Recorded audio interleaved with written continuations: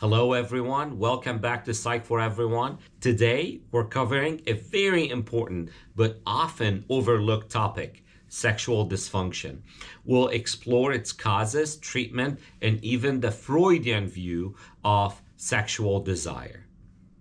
So what is really sexual dysfunction? Sexual dysfunction refers to difficulties that prevent satisfaction during sexual activity.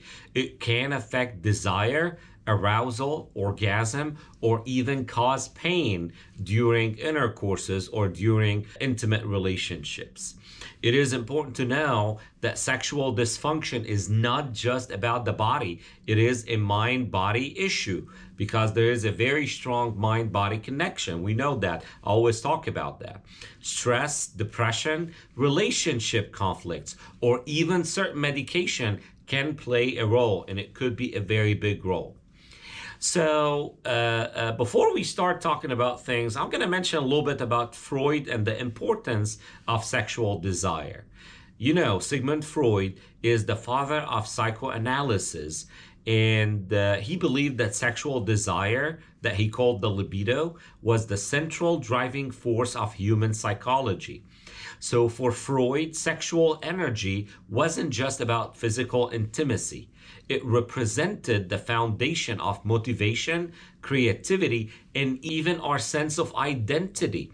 He theorized that unresolved conflicts around sexual desire could lead to neurosis, anxiety, and many psychological symptoms.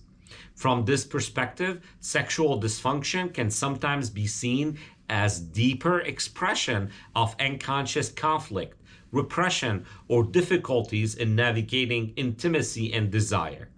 Please refer to psychological and psychosexual development video that I posted earlier in September. So moving from Freud to life, what are the type of sexual dysfunction? There are several categories. So we have desire disorders, we have arousal disorders, we have orgasm disorders, and we have pain disorders. So the desire disorders, mainly low libido or lack of interest. Arousal disorders, difficulty with erections in men or inadequate lubrication in women. Orgasm disorders, delayed or absent or even premature orgasm. These are under the orgasmic disorders. And the last one in this category is actually pain disorders, which is pain during intercourse. Both men and women can experience sexual dysfunction, though it may present differently between both genders. So causes can be grouped into three main areas: biological, psychological, and lifestyle. Again, it's not only one category that could cause sexual dysfunction by itself. It's usually multiple things. So in the biological category, we have diabetes, cardiovascular disease, hormonal imbalance, neurological conditions, and medication side effects are part of the biological reason of sexual dysfunction. Now, psychological reasons, we're talking about depression, anxiety, trauma, relationship issues, and here's where Freud's insight connect.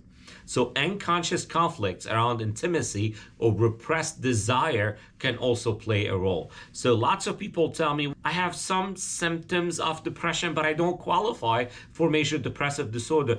So why do I have sexual dysfunction? The answer is, well, think about what Freud talked about. We have to improve your insights. We have to see what are your unconscious conflicts around intimacy or what are your repressed desire and see how can we resolve that.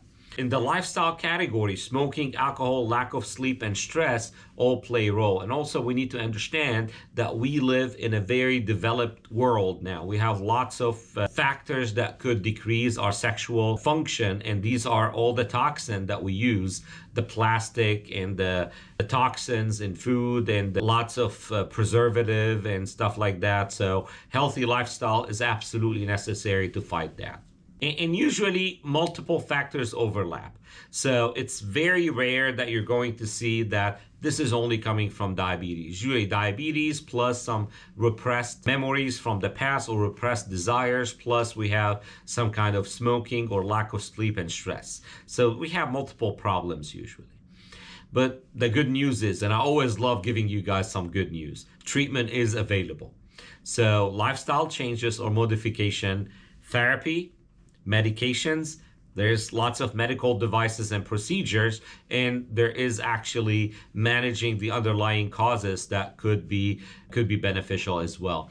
So in the lifestyle changes, exercise, better sleep, quit smoking, stress reduction, no drugs whatsoever, and minimize alcohol. Actually, if you can take away alcohol from your diet, that's very important and very good. Therapy, cognitive behavioral therapy, couples therapy. Don't feel shy of doing that. Sometimes the problem is not only one person's problem, it's actually a relationship problems. So couple therapy could be very, very important for that. Sex therapy as well. Psychoanalysis or psychodynamic therapy may help uncover lots of unconscious conflicts, including those tied to sexual desire. So that could be one of these therapies that could help sexual dysfunctions. Medications. For men, we have the phosphodiesterase inhibitors like sildenafil or tadalafil that could be used as needed, but you need to make sure you talk with your doctor and you get clear to take these medicine, because some medication interact with these medications, like for example nitrates or some other medicine. And always I tell my patients, taking these medication, you need to make sure your heart would tolerate them. So make sure you talk to your doctors first.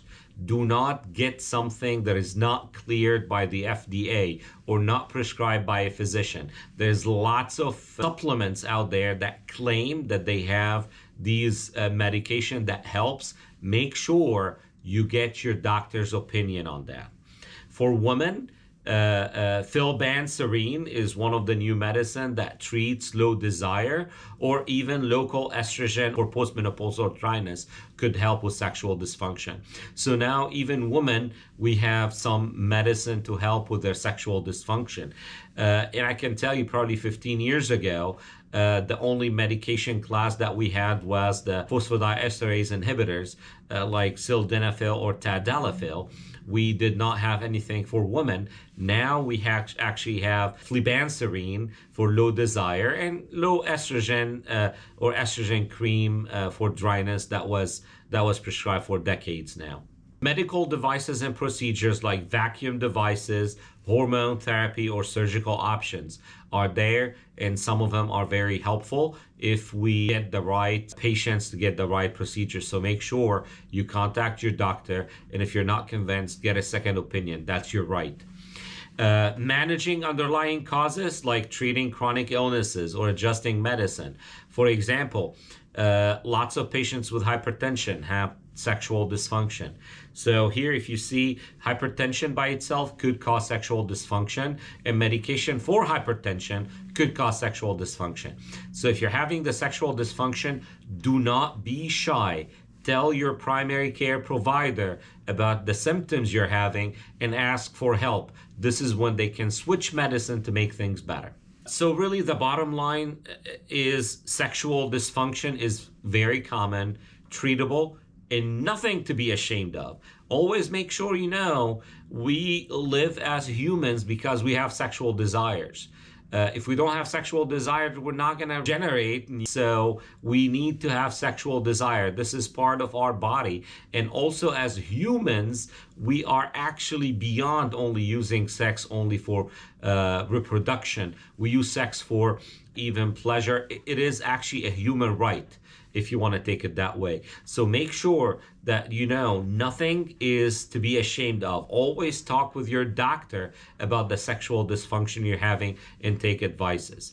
From Freud's early theories on the centrality of desires to today's medical advances, we see that sexual health is a vital part of overall well-being. If you found this helpful, please like, share, and subscribe to Psych for Everyone for more clear, compassionate psychiatry and medicine content.